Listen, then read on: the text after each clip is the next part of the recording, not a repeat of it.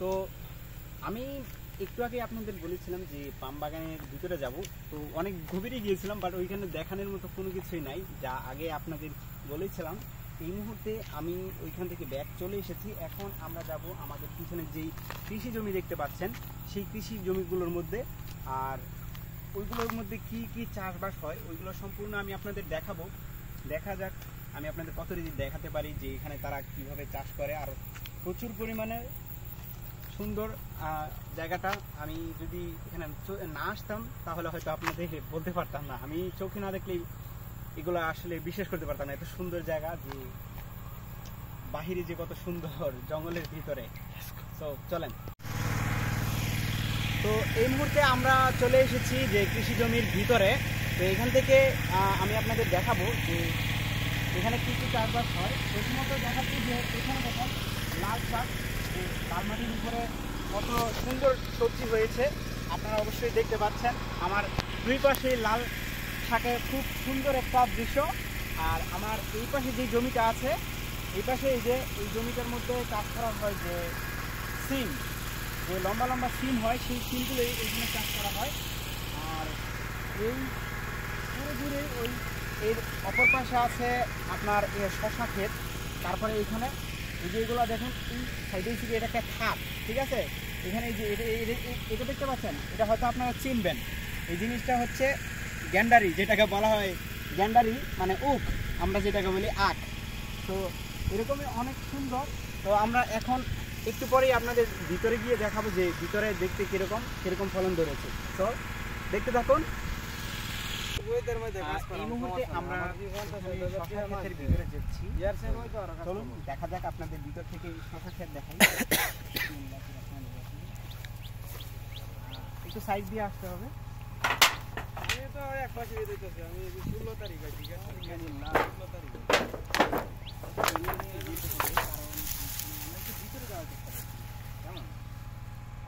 আপনারা দেখতে পাচ্ছেন আমাদের দুই সাইডে এই মুহূর্তে শশা ক্ষেতের আমরা লাগে দেই ওকে।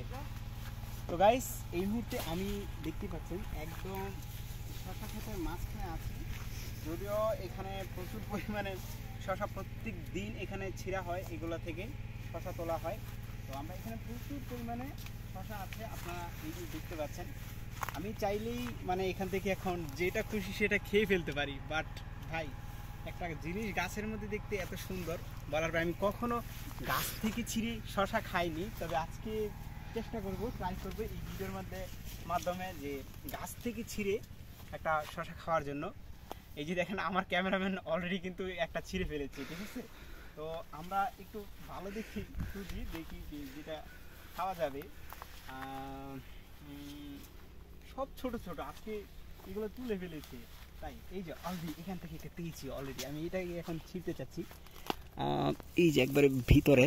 তো এই যে জীবনের প্রথম এই গাছ থেকে এই শশা ছিললাম, এবং আমি জানি না এটা খেতে কীরকম হবে, বাট ছোটোবেলায় খিরাই ক্ষেত থেকে অনেক খিরাই চুরি করেছিলাম, বাট আল্লাহ মাফ করুক, সেই জন্য তখন বুঝি নাই। বাট এই প্রথমবার আমার এখান থেকে শশা ছিললে কোনো বাধা নেই। তো আমি অনেক শখ করে এটা ছিঁড়েছিলাম, কিন্তু একটা কথা বলতে ভুলে গিয়েছি যে আমি এটা এখন চাইলেও খেতে পারবো না।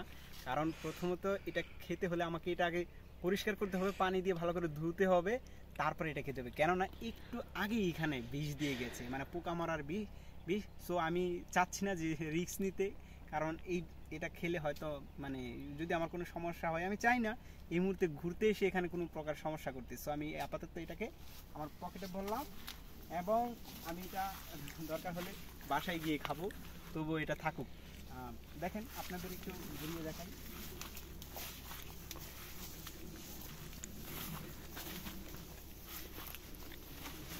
এখানে প্রত্যেক দিন কিন্তু তারা কি করে, এখান থেকে শশা ছিঁড়ছে এবং বাজারজাত করছে প্রত্যেক দিন। দেখেন কত সুন্দর সুন্দর হয়ে আছে। এই যে এদিকে একটা খুবই বড়, এটাও সম্ভবত আগামীকাল এটা ছিঁড়ে ফেলবে, ঠিক আছে। একদিনেই খুব অনেকটা বড় হয়ে যায়, তবে 2-3 দিন প্রত্যেক দিনই ছেড়া যায় এখান থেকে।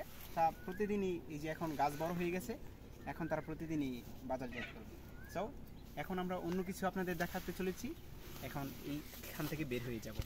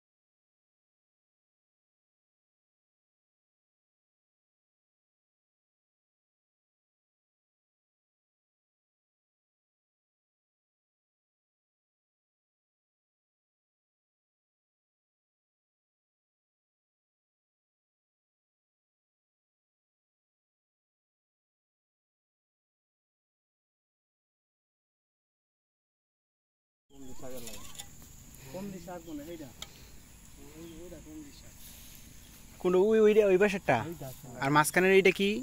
এটাও শাক ওটা আমি কি করি একদিনে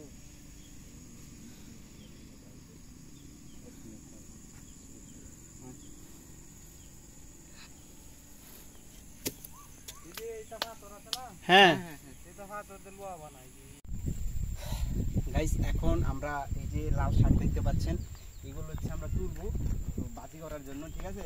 লাল শাক শাক রান্না করার জন্য এটি তুলবো। তো শাকগুলো খুব সুন্দর, আমরা দেখছি যেখানে যেখানে অনেক বড় বড় আছে ওইখান থেকে আমরা এগুলো তুলবো। তো প্রথম সাইডে একটু ছোট ছোট, এইদিকে মোটামুটি অনেক বড় বড় আছে।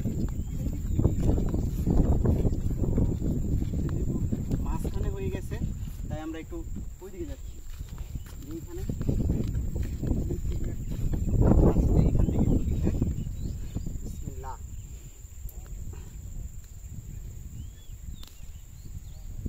এই যে দেখেন তুলতেছি, ঠিক আছে? এরকম তুলতেছি, জীবনের প্রথম ক্ষেত থেকে, তারপরে শাক তুলতেছি।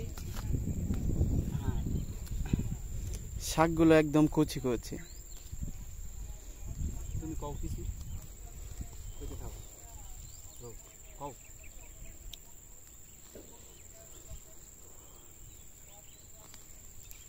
তো শাকগুলো খুবই ভালো, মানে দেখতে একদম অনেক সুন্দর। দেখেন আপনারা, একদম অরিজিনাল টাটকা ক্ষেতের শাক, লাল শাক।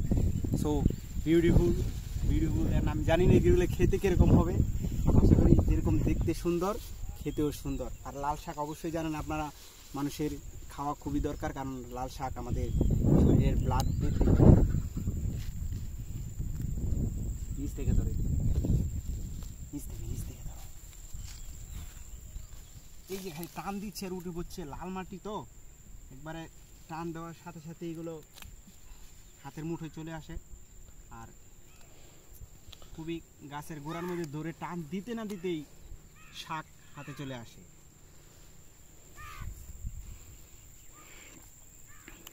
তো আজকে বিকেলে আমরা এখান থেকে চলে যাব, আবার কোনো একদিন যদি আসি তখন আপনাদের দেখাবো, কারণ এখন প্রায় সিজনই চাষ করে, তো এর জন্য এখন শুধু সবুজ সবজি। কিছুদিন পরে আসলে রঙিন সবজি আপনাদের দেখাবো, যখন আবার কিছুদিন পরে আসবো।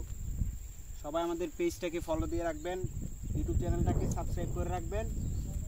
ইনশাআল্লাহ আমরা বেল আইকন বাটনে চাপ দিয়ে বেল আইকনটা অবশ্যই ক্লিক করে রাখবেন, যেন নোটিফিকেশন সবার আগে আপনার এখানে চলে যায়। আমরা অবশ্যই নতুন নতুন ভিডিও আপডেট দিব, এবং যেহেতু আমরা মালয়েশিয়াতে আছি, আমরা আপনাদের জন্যই কাজ করি। অবশ্যই আপনাদের জন্য কাজ করি, এবং মালয়েশিয়াতে যেহেতু আছি, মালয়েশিয়া সম্পর্কে অনেক আপডেট দেবো আপনাদের। ইনশাআল্লাহ সাথে থাকবেন, দেখা হচ্ছে পরবর্তী নতুন কোনো একটা ভিডিও। গাইস, অনেক শাক তুলে ফেলেছি আমরা এখন, এই যে দেখতে পাচ্ছেন একদম টাটকা শাক। তো এগুলো এখন যাব আমরা পরিষ্কার পরিচ্ছন্নতা করে, এগুলা কি সুন্দর করে পাকাবো, রানবো আর কি। তো এবার আপনাদের দেখাবো, ঠিক আছে?